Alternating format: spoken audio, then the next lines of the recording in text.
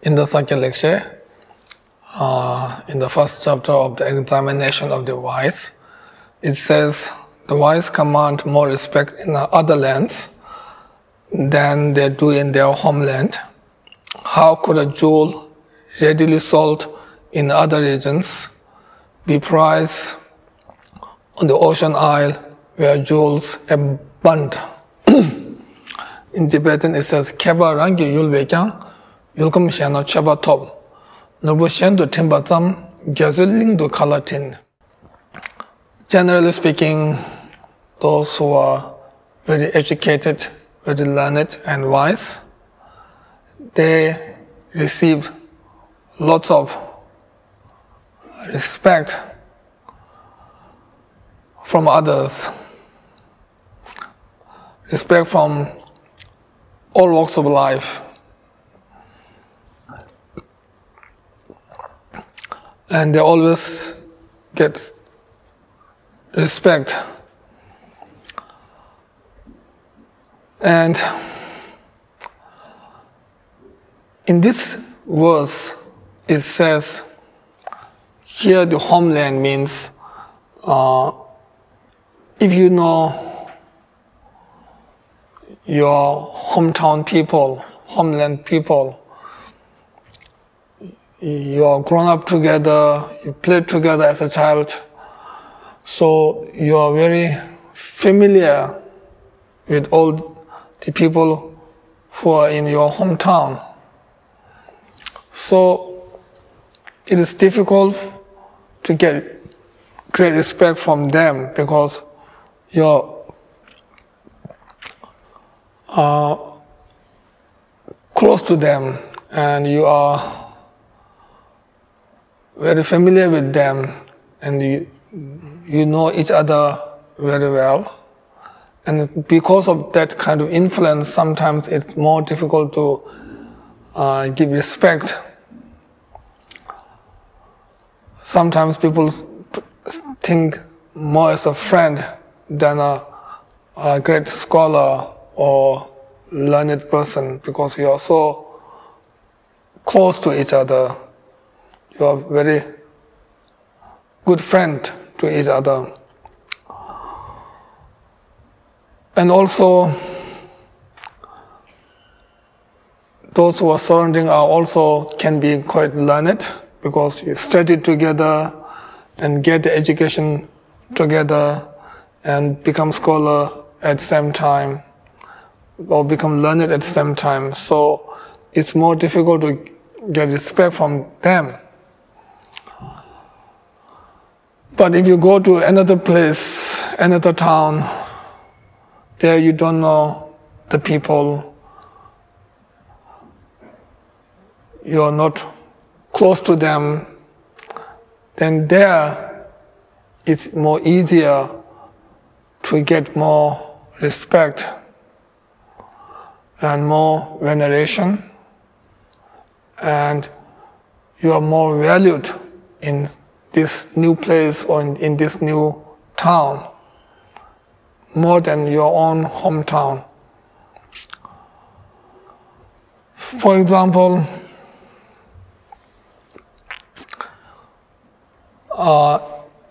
in the island where there are many precious jewels, if you try to sell these jewels in the surrounding islands, then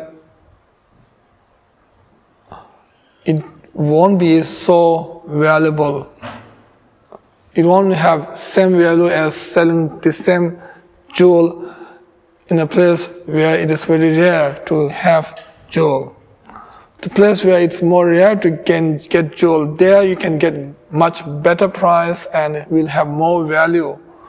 Although it's the same jewel, but in the jewel, nearby the jewel island, you will not have the same value and you will not get the same price. But if you send this to somewhere else where there's no jewel or no jewel island, there jewel is very rare to get.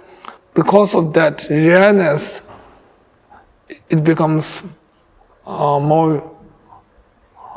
it has more value there, and it will be more expensive there, or it will get more price there. So similarly, in our life,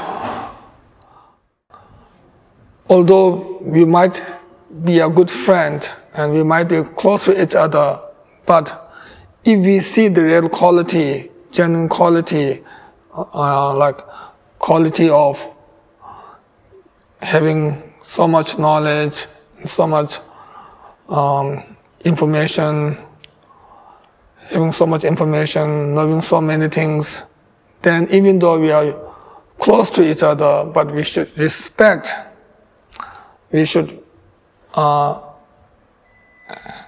a highest respect because of their qualities, because of their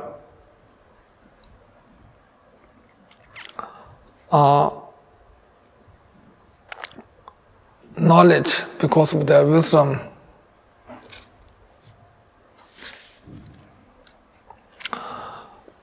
In our Sakya tradition, in one of the five founding masters' prayers, it clearly says that I'm praising you not because you are my uncle, but because you are my guru.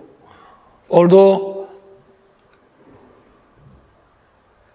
in reality it's his uncle, but he's not praising because it's his uncle, because of